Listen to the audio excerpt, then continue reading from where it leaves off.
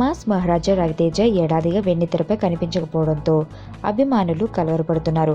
మరోపక్క వరుసపెట్టి రవితేజ అనుకున్న సినిమాలన్నీ సెట్స్ పైకి రాకుండా ఆగిపోవడంతో అసలు రవితేజ ఏం చేస్తున్నాడు, ఎక్కడున్నాడు అనే అనుమానాలు అందరిలో కలుగుతున్నాయి.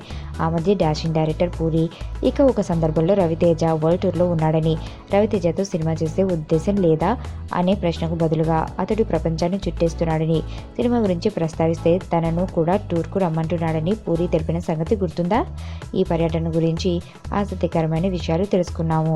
పూరి చెప్పినట్లే రవితేజ ఇప్పటి వరకు మొత్తం 8 దేశాలు చుట్టేశాడట. సినిమాలకు బ్రేక్ ఇచ్చిన ఈ మాస్ హీరో కొన్ని దేశాలను కుటుంబంతో కలిసి చుట్టేసి మరికొన్ని దేశాలను మాత్రం తన సన్నిహితులతో చుట్టేస్తున్నాడని సమాచారం. మరి ఇలా దేశాలను చుట్టేస్తే సినిమాల సంగతి ఏంటి అని అభిమానులు అడుగుతున్నారు. బెంగాల్ టైగర్ తర్వాత రవితేజ నుండి ఒక సినిమా కూడా సెట్స్ పైకి వెళ్ళలేదు.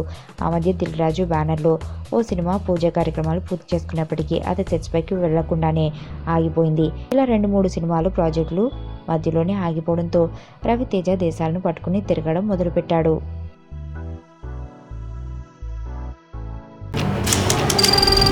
నీ స్నేహితుడు ఎవరో తెలిస్తే నీ క్యారెక్టర్ తెలుస్తుంది.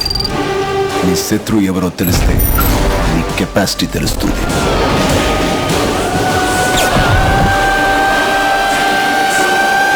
నా శత్రువుని సెలెక్ట్ చేసుకున్నాను.